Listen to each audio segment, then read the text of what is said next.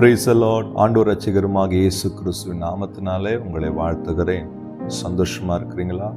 நம்ம ஆராதிக்கிற தேவன் நம்மோடு கூட இருக்கிறார்.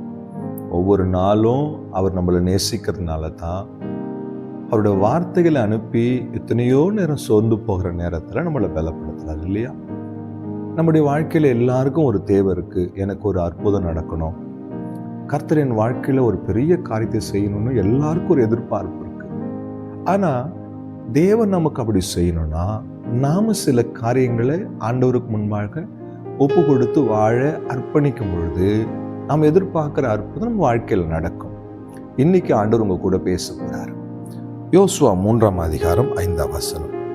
யோசுவா ஜனங்களை நோக்கி, உங்களை பரிசுத்தம் பண்ணி கொள்ளுங்கள், நாளைக்கு கர்த்தர் உங்கள் நடுவிலே அற்புதங்களை செய்வார். நாளைக்கு நீங்க எதிர்பார்த்த அற்புதங்களை கர்த்தர் உங்களுக்கு செய்ய போறார். சரி, இன்றைக்கு நான் என்ன செய்யணும்? இன்றைக்கு தேவன் விரும்புகிற பரிசுத்தமுள்ள வாழ்க்கைக்கு நம்மை ஒப்பு கொடுக்கணும். வேதம் சொல்லுகிறது, நான் பரிசுத்தராயிருக்கிறது போல நீங்களும் பரிசுத்தமாயிருங்க. இந்த வார்த்தை கேட்கிற பிரியமானவர்களே, நான் எப்படி வேணாலும் ஒரு வாழ்க்கை வாழ்வேன், என் மனம் போன போக்கில் வாழ்வேன், எனக்கு எது சரின்னு தெரியுதோ அப்படி செய்வேன், ஆனா எனக்கு அற்புதம் நடக்கணும் அப்படின்னு நீங்க சொன்னீங்கன்னா நிச்சயமா எதுவும் நடக்காது. எல்லா ஆசீர்வாதங்களுக்கும் சில நிபந்தனைகளை ஆண்டவர் வைத்திருக்கிறார்.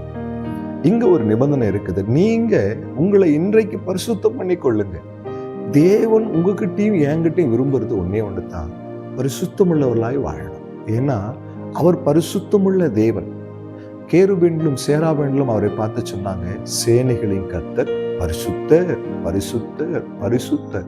அவர் பரிசுத்தமுள்ள ஒரு தெய்வமா இருக்கிறபடினால அவர் நமக்கு ஒரு அற்புதத்தை செய்யணும்னா நம்ம கிட்ட ஒன்னு எதிர்பார்க்கிறாரு. அவருடைய பிள்ளைங்க பரிசுத்தமா இருக்கும்.